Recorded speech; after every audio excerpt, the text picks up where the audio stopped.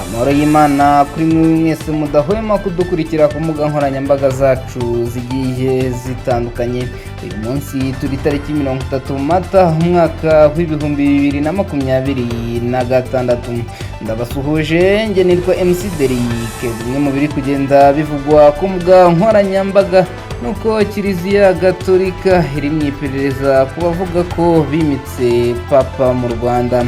Arikiepiskopi wa Kigali hakaba na perezida w'inama y'abepiskopi Gatolika mu Rwanda Antoine Cardinali Kambanda yatangaje ko Kiliziya iri gukora iperereza ku biyita abatowe bavuga ko baheruka kwimika aho bise Papa wabo.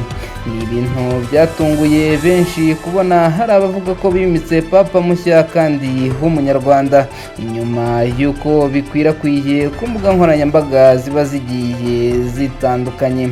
Amashusho yakwirakwiye yerekana itsinda ry'abantu banyuranye bateraniye ahantu hamwe bavuga ko bari kwimika umuyobozi wabo, bamwe bita Papa abandi bakamwita umubyeyi w'abatowe. Umubyeyi w'abatowe ni Harerimana Faustin wahawe inkoni, umusaraba na Bibiliya nk'ijambo ry'Imana. Harerimana yasobanuye ko umukristu Gatolika wese wabatijwe ari uwatowe. Yagaragaje ko yahawe ubutumwa ariko usanga bamwe mu bayobozi ba Kiliziya Gatolika mu Rwanda batamwemera. Nakoze nanjye ntabwo nabura gushimira ubutatu butagatifu n'umubyeyi Bikira Mariya kubera ko babampaye icyo badutoza n'urukundo. Ndabakunda, murabizi, kandi namwe nzi ko munkunda kandi mudahwema no kubingaragariza. Ntabwo turuhira ubusa rero, turabageni beza biteguye kwimana na Kristu ingoma ye y'urukundo, ubutabera n'amahoro. Muri aka kanya no gusabira abavandimwe bacu batari bumva ibyo tuvuga, ntabwo ari ibindi be kujya baduteranya n'abayobozi ba Kiliziya. Ntabwo turwanye Kiliziya, ahubwo nitwe tuyihagazemo neza. Ibyo byo twanabyirata rwose. Iyaba abakristu bose babaga abatowe, igihugu cyose cyagira amahoro n'ubuhanga bw'ibyuma. Ubu tuvuge ko mufite imitima ikeye ku buryo mudakeneye umuntu wababwira ngo kanaka isubireho. Twese turabikeneye kuko Nyagasani Yezu araje, iki gihugu yarakigabiwe, araje. Nta n'umwe ashaka kuzimya, nta n'umwe ariko mu nzego zose aratubwira ati nimwisubireho. Abakagombye gukora uyu murimo ni abayobozi ba Kiliziya. Wenda ari mushobora kuvuga muti ariko barabikora. Niba babikora, niba namwe mutunganye, ubwo ni amahoro. Ariko kugira ngo amugurutse amvane muri za miliyari, anshishe bugufi, amuha ubutumwa bwe, nuko yabonaga ko hari ikibazo. Nta muwato wagira nabi, nta urwo rukundo ndimo mbabwira rugaragarira no mu bikorwa kuri izi mpano zose mwampaye. Abantu bose bazifite, Perezida wa Repubulika yabagira amahirwe ko yabayobora abantu koko bameze neza. Yewe na Kardinali n'abandi basenyeri baba bagira amahirwe. Nibaze batwegere rero, ahubwo baduha ubutumwa. Nagiye iyo mbabwira ntifite ubutumwa ngomba gushyikiriza abanyarwanda, kuko Yezu na Bikira Mariya barambwiye bati genda uburira abavandimwe bawe be kuzaba indangare nk'uko babaye indangare muri 94, akaga kakabagwaho kandi baraburiwe. Haravuga ati se ubutumwa nabahaye bwa bundi Kiliziya yemeje ko twaririmbishije Alfonsina mu mureke ngo umunsi uzatoranya bawe Mana uzatubabarire, akabisubiramo inshuro ndwi.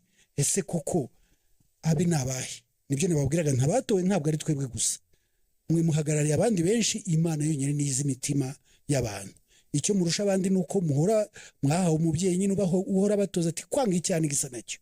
Gusenga ni umwanya badasenga, ariko dusengere nabo bandi, kuko hazaza umuriro, wa muriro twasomye mu byahishuwe ugatwika abanze guhinduka. Mwiriwe neza, ndabasuhuje mwese.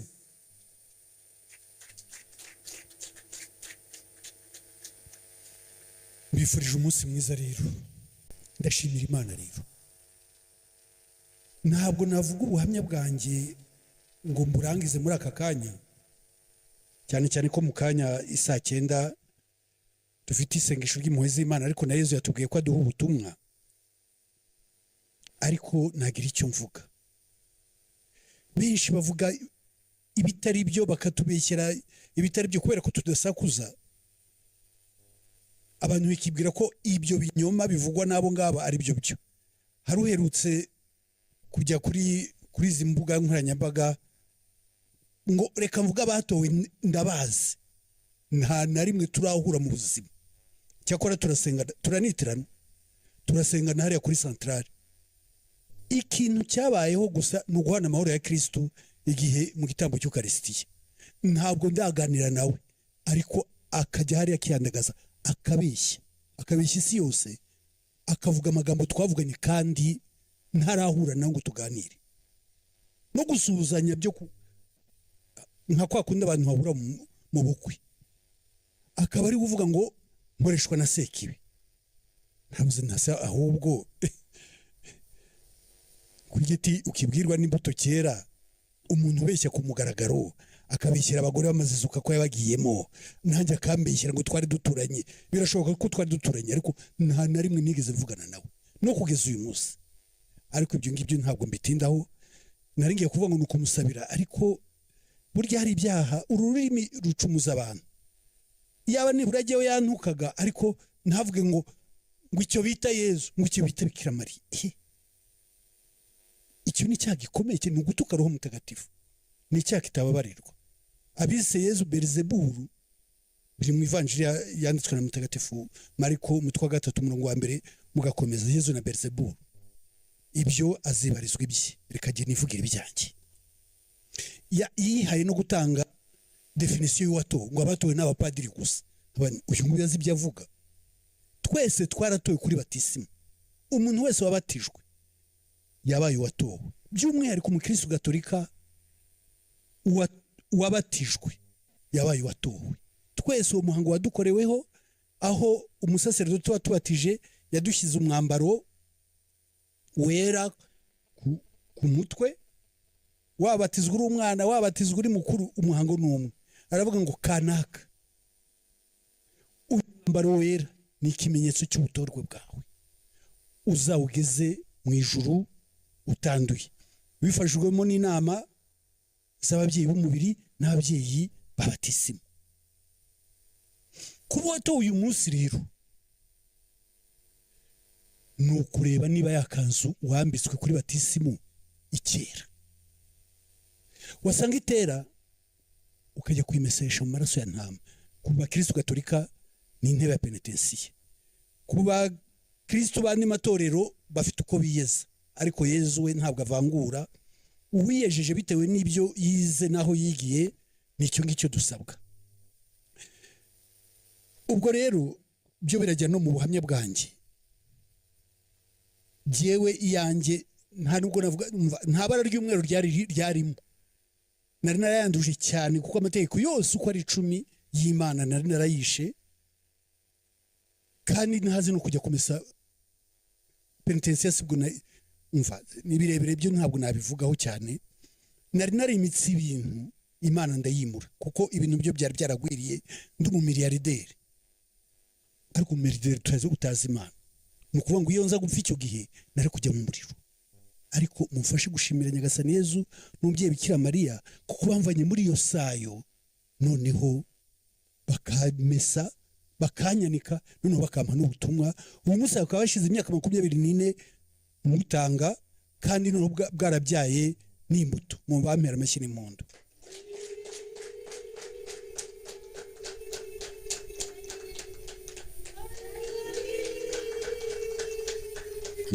Murakoze. Ubu butumwa rero mu by'ukuri, impamvu abayobozi ba Kiliziya mwumva basa naho baturwanya, bamwe ntabwo mvuga ko ari bose, ko mwumvise ko ari umusaseredoti turi kumwe, uyu murimo nibo bakagombye kuwukora. Bakristo, umwambaro twabambitse kuri batisimu urasuti.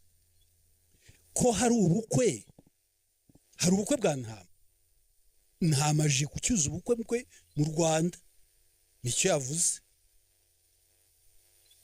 mu gihugu yagabiwe n'umwami Rudahigwa we n'umubyeyi we ati nari umwami w'iki gihugu none ndakibahaye. Yabonye dusa nabi rero muri rusange nanjye ndimo. Noneho umubyeyi Bikira Mariya aravuga ati abana banjye ntabwo nakwemera yuko bagubwaho n'ishyano ntababuriye. Ubwo bwa buhanuzi padiri yavuze nta kimana ishobora gukora itabanje kuburira abagaragu bayo abahanuzi. Banyarwanda nta rukundo mufite, kandi naho niba mudashakashatse urukundo murebe igiye kuba mu gihugu cyanyu. Ngiyo jenoside yakorewe abatutsi n'ingaruka zayo n'uyu munsi tukikoreye. Ni ubutumwa bwatangiwe muri Kiliziya Gatolika, butangwa na Nyagasani Yezu n'umubyeyi Bikira Mariya. Mwumvise Dominiko Makera bivuga, genda umbwirire abanjye uwemera wese ko nakandagiye kuri iyi si. Ubwo se saba Kristo bose twarabatijwe. Ubutumwa yahaye intumwa ze yarababwiye ati nimujye ku isi yose, abazemera muzabatize. Ni Yezu wigize umuntu akandagira kuri iyi si araducungura. Babwire ko ndi mu nzira ngaruka, nibitegure kunyakira kandi azakirwa n'abameze bate. Reka misome muri Bibiliya, ibaruwa ya mbere Pawulo intumwa yandikiye Abanyakorinti, umutwe wa 6 umurongo wa 9 kugeza ku wa 10. Mbese ntimuzi ko abadatunganye batazagira umugabane mu bwami bw'Imana? Muramenye ntimwishunge, ari abasambanyi, ari abasenga ibigirwamana, ari indaya, ari abakubana, ubwo ni babatinganyi, ari abakora ingeso mbi bose, kimwe n'abajura, abanyabugugu, abasinzi, abasebanya, abambuzi, abo bose ntibazagira umugabane mu bwami bw'Imana. Reka nongere n'uwa 11, nguko uko bamwe muri mwe bari bameze, none mwarasukuwe, mwaratagatifujwe mu bintungane ku bw'izina rya Nyagasani Yezu Kristu no ku bwa Roho w'Imana yacu. Iryo ni ijambo ry'Imana. Twaratagatifujwe kuri batisimu, tuba batowe kuri batisimu, ariko ya kanzu twambitswe, wa mwambaro twambitswe twarawandushe. Badutumaho ikibeho bati dore muranduye. Ubwandu bwa mbere ni urwango, Imana n'urukundo, shitani n'urwango. Banyarwanda mufite urwango, nijye wabaremye mwese, nta ufite uburenganzira bwo kwica mugenzi we. Ibyakurikiyeho murabyumva, muranabibona, mbese twese twarabibonye. Ese nyuma ya jenoside yakorewe abatutsi abanyarwanda tuvuge ko tudakeneye ubundi butumwa? Reka mbwire abantu bose, ariko nangiye kubwira aba bavandimwe babyumvise ubwa mbere, ndavuga bari kuri kamera n'ubuhanga bw'ibyuma. Ubu tuvuge ko mufite imitima ikeye ku buryo mudakeneye umuntu wababwira ngo kanaka isubireho. Twese turabikeneye, kuko Nyagasani Yezu araje, iki gihugu yarakigabiwe, araje, nta n'umwe ashaka kuzimya, nta n'umwe ariko mu nzego zose. Aratubwira ati nimwisubireho. Abakagombye gukora uyu murimo ni abayobozi ba Kiliziya. Wenda ari mushobora kuvuga muti ariko barabikora.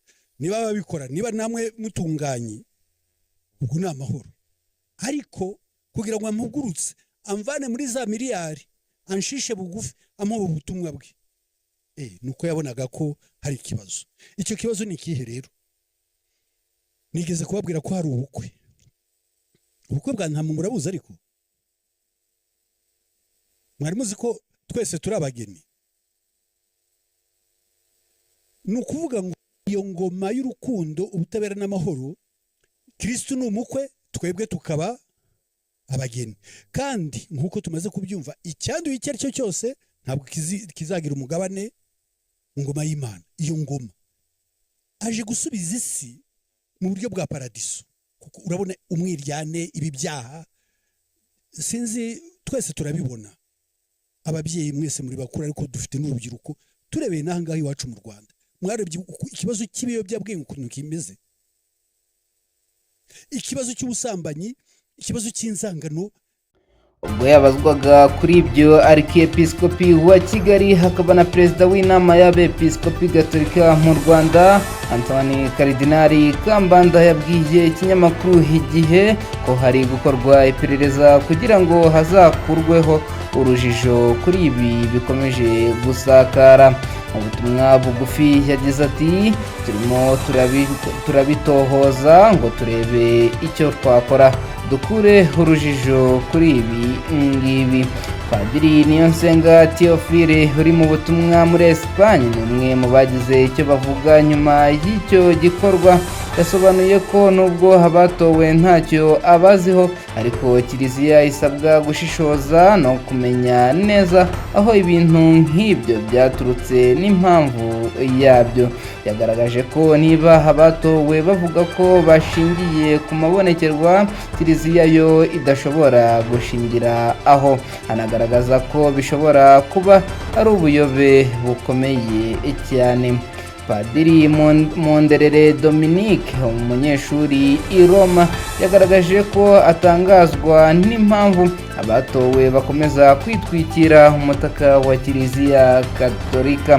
Kimwe mu bigaragara nuko abiyita abatowe barimo abari imbere mu gihugu n'abari hanze yacyo mu bihugu bigiye bitandukanye.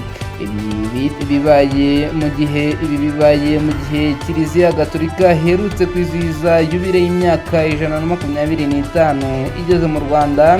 Yasize ifite paruwasi 236 ziri muri diyoseze 9, abakristo gatolika barenga miliyoni 5, abapadiri 1160, abiyeguriye Imana b'igitsina gore 3884 ndetse n'ab'igitsina gabo 445. Mudahwema kudukurikira ku mbuga nkoranyambaga zacu ziba zigiye zitandukanye. Reka nizere ko ibintu ari umutekano mu gifu no mu bwonko. Mukomeze gukanda subscribe ku mbuga nkoranyambaga zacu kugira ngo mujye muba abambere mu makuru n'ibiganiro tuba twagiye tubategurira. Twifurije impagarike n'ubugingo, ntimugire umujinya kandi ntimurakare.